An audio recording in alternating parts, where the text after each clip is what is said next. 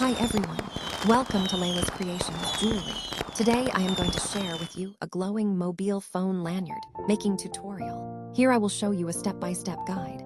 For this project, I used a magical glow in dark star charm. It not only makes your phone attractive, but also visible in the dark, so that you can easily track your phone in the dark.